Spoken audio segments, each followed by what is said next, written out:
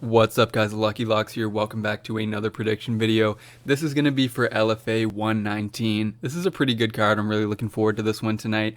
Unfortunately, I was pretty busy this week, so I wasn't really able to look into every fight to the extent that I normally like to. So the format of this video is going to be more of a quick picks type of thing. It's not really going to be as in-depth of breakdowns. I'm basically just going to go over the fights, say who I like, say who I don't, and say if I have anything on it. I would have loved to do a longer video for this, but my apologies for not getting on this quicker. I just was a little bit busy this week. But kicking off the card, we have Ray Waters coming up against Ovidio Bojorquez. And I like Ray Waters here. I think he's a good fighter, really good wrestler, wrestled at Arizona State in college, and now has found a home at Fight Ready in Arizona. So really good camp to be coming out of. And I think it's a favorable matchup against Bojorquez, who's 1-0, only had one pro fight. And Ray Waters also has only had one pro fight, but obviously very experienced in that wrestling. He's already had, 3 appearances on LFA, 2 as an amateur and 1 as a pro. And, he's been the distance before. He's gone all 5 rounds. We saw him go to a split decision with Nick Hawkins in his amateur debut. And Hawkins was 5-1-1 as an amateur at that time. So, he had 7 fights under his belt. Ray Waters didn't have any. And he was able to win a split decision there. Next fight as an amateur, he fights Steve Vasquez, wins on punches on LFA, had a win in rough, and then makes his pro debut on LFA 107 on the Camuela Kirk versus Swain card, and he was able to get a rear naked choke very quickly into the first round there against LJ Porte. And Bojorquez is good, don't get me wrong. When I watched the tape on him, he looked pretty good, and he looked even better on the scales physically than he did actually on tape. So he's still only 22, very young. I think that he's definitely a promising prospect. I was actually pretty impressed, but I just think for your second ever pro fight, this is going to be really tough against Ray Waters. So I do have Ray Waters getting it done here. I think the wrestling and the physicality is just going to be too much. So I'm going with Ray Waters, and I do have him in a parlay here. So Ray Waters is going to be the pick for me in the first fight. The next fight we're going to be looking at is Chris Renteria coming up against Austin Worms at lightweight. And Renteria looks pretty good, good wrestler, had a nice 6-1 amateur career with actually a lot of finishes. And he has 2 finishes in the first round in his 2 pro fights, one on rough and one on Kombache. And he's a good wrestler and looks pretty good. I will admit this is one of the fights that I looked into the least. But I still, I really feel like Chris Renteria is going to get this one done. I mean, I just honestly was not very impressed with what I saw from Austin Worms. I did not get inspired with any confidence that he was going to get a win in this spot, but he was 2-3 as an amateur. He got finished in all 3 losses. One of them was technically a retirement, but, same kind of thing. He has 3 losses as a pro, and he was finished in all of those by strikes.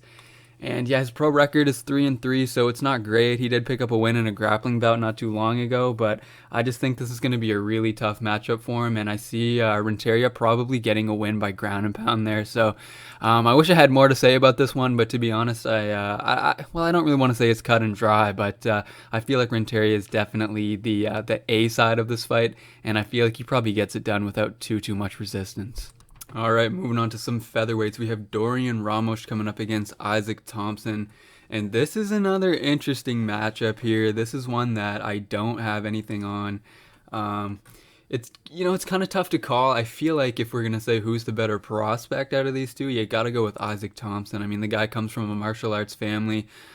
He's come over from Australia now, and I believe he's training at Team Alpha Male. He has 2 finishes in his only 2 pro fights. As an amateur, he was 2-0 as well. I believe he has a lot of other amateur fights that maybe just aren't on Tapology, because I think he does have a little bit more amateur experience than what's shown here, just the 2 fights. But 2 fights as a pro, one on Icon, which you can see on Fight Pass, and another one on Empire FC, and he's looked pretty good. I mean, he definitely is a good striker. I believe his mom was a Muay Thai fighter. I think she owned a Muay Thai gym as well. I can't remember the story exactly, but he does come from a martial arts family, and now training at Team Alpha Male seems like a good prospect. But Dorian Ramos, I mean, definitely isn't a pushover here. I don't think this is going to be an easy one. We're talking about a guy that went 4-0 as an amateur and is now 2-0 as a pro, with both fights coming on Kombache and both winning by submission at the exact same time of round 2, both 2 minutes and 53 seconds into the second round.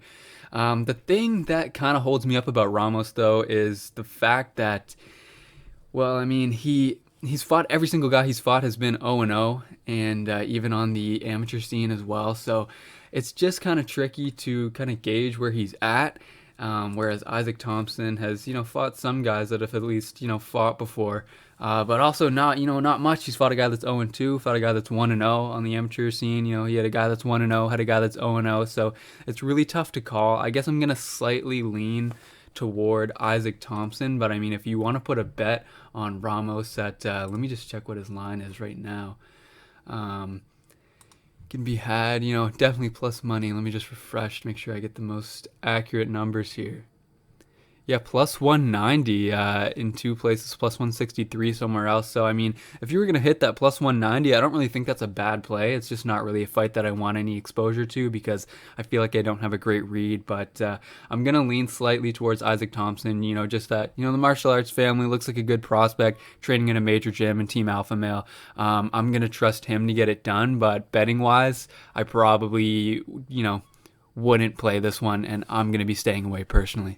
Next fight up, we have Clayton Carpenter coming up against Rodney Kealohi, and Carpenter is 4-0, Kealohi is 5-2. We have the MMA Lab coming up against Jackson Wink here. Carpenter training under the MMA Lab. He was a 6-1 amateur, really nice career there. He is now 4-0, undefeated as a pro, and his last two fights have come on LFA.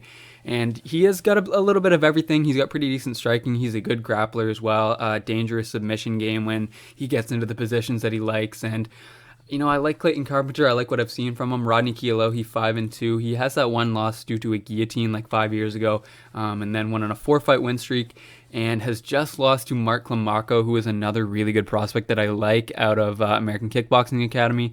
So I don't really think there's any shame in losing that one, but I do feel like Carpenter can kind of emulate a similar game plan. I feel like Carpenter is the guy with all the grappling upside in this one. I feel like Kealohi is definitely going to want to keep this one standing. I think that's his best path to victory. And Carpenter, is a guy that I like, and I feel like if he's able to initiate some of those grappling exchanges and get into some good positions, I feel like he can win this one. I feel like it's probably going to be a decision. If Mark Climaco was not able to get a finish on Rodney Kealohi, I feel like it's going to be play out kind of similar with Clayton Carpenter. As they have, a somewhat similar process. Obviously, Climaco is a little bit more reliant on that wrestling, but somewhat similar nonetheless. So I do like Clayton Carpenter, and I do have him in a parlay with Ray Waters, on this card. And I also took a little bit of Carpenter decision at plus 225. I think that's probably the way that he gets this one done if he does win, which I believe he will. But yeah, two good prospects here. This is a really good featured bout on the card. Definitely looking forward to this one. And I think Clayton Carpenter is probably able to pull this one out and probably buy this. Next up, we have the co-main event for the vacant bantamweight title between 9-0 Richard Palencia and 6-1 Alan Bugoso. So neither guy has ever been defeated, so this should be a really good matchup. You got a belt on the line, you got someone's gotta go. So looking forward to this one for sure. This should be a banger in the co-main. And Richard Palencia is 9-0, so really impressive record. Training out of the MMA Lab too, which is great. The only thing is, he really hasn't faced anyone that good aside from, I'll give him Kevin Worth is a really good one, especially at the time. But that was a close split decision. So it's just, he really hasn't fought. He hasn't challenged himself too much outside of that fight. And I guess the Jamison Cedeno fight last time was pretty decent as well. But it's not really a guy that, I think too highly of. I would have thought that, Palencia, and I did think that Palencia would have minimal difficulty winning that one. But obviously it went all the way to the scorecards. But he does tend to do that, so I'm not super surprised at that aspect. But Palencia does have a pretty well-rounded game that I like. I feel like he is better suited for a 5-round fight than his opponent Alan Bugoso is here. And that's kind of the reason why I like Palencia. Also, Bugoso is a guy that I like. He's still young. He's 26, training at Team Alpha Male in Sacramento. So there's a lot to like. He's going to be a little bit smaller here. He's 5'4", and his opponent, Palencia, is listed at 5'7". But Bugoso is pretty much just a finishing machine. He's got knockouts, he's got submissions. I was able to finish his last fight with a guillotine in the first round, but that fight wasn't really going great, honestly, in the first round. I honestly was not too impressed with what I was seeing from Bugoso. He's had so many fights that he just finishes so quickly, and to be completely honest with you, I don't know if he wins this one outside of the first and second round.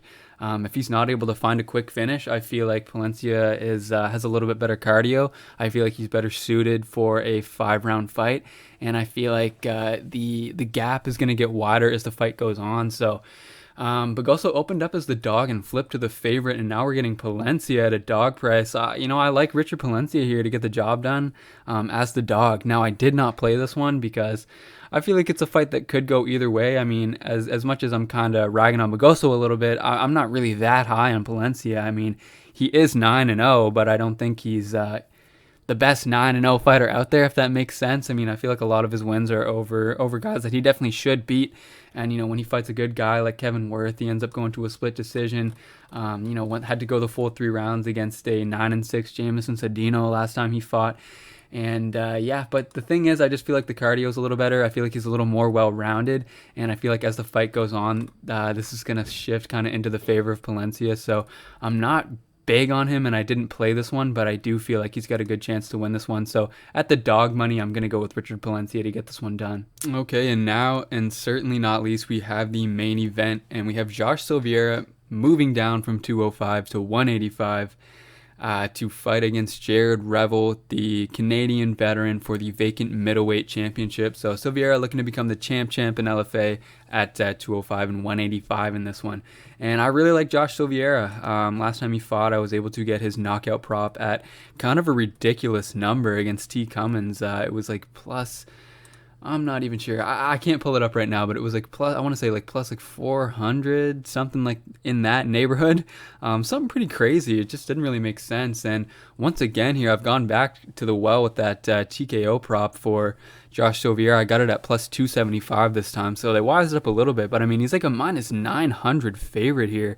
And you're giving me his knockout prop at like plus 275. He just got a knockout in his last fight, standing, I might add, not even in the ground and pound. I don't really understand that price, so I did take a very small stab at that because I think there's some decent value there.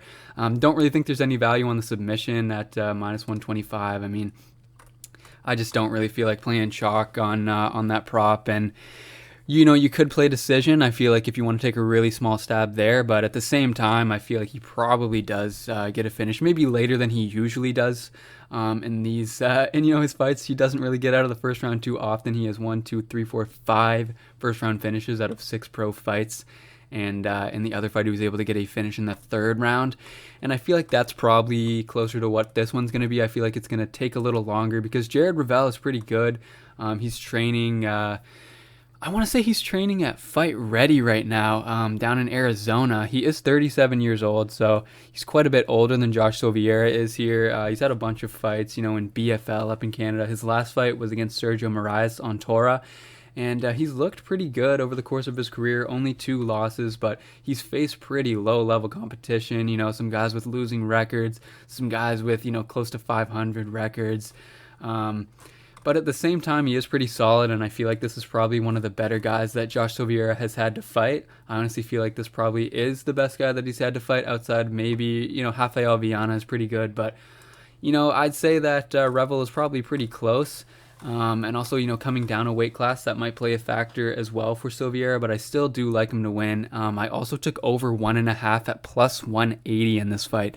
It has dropped down considerably. If that's still at a plus number, I think it's still probably a pretty decent play, but I don't think I'd want to lay any chalk there just because Silveira is a guy that will finish it early. So it's around plus 135 right now. I don't think that's bad. I liked it a lot better, obviously, at plus 180, but yeah, I don't think it's bad over 1.5, especially in a 5-rounder. And Silveira finishes so many fights in the first round. I feel like this could be the matchup where it does take him a little bit longer. He has to kind of make some more reads and figure out Revel a little bit. I also feel like Revel is kind of a durable type of guy, and I don't think he's going to go down easy. I don't think he's going to get finished easy in the submission, but I do think that obviously Silveira is going to have that advantage in the grappling for sure. I feel like he's honestly going to be better everywhere, but at the price where he's like minus 900-ish, Yeah, minus 900, minus 1,000, minus 800. I don't think there's any value on that whatsoever. If I was just going to play the money line, I would play Jared Revel at those prices, but I do have SILVEIRA, a little bit of SILVEIRA by knockout and a little bit of over 1.5. So those are kind of the spots that I liked here. But from a pure prediction standpoint, I think that Josh SILVEIRA wins this. I think, he's much younger. I feel like he's just better.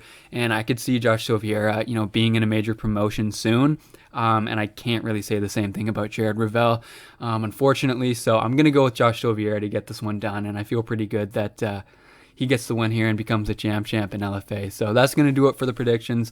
Apologies, guys. It wasn't really as much of an in-depth video as I usually do. I just was kind of doing this off the top of my head as I was a little bit busy this week. But best of luck tonight with Bellator and LFA, and best of luck tomorrow with UFC. As always, I will catch you on the next one. Take care.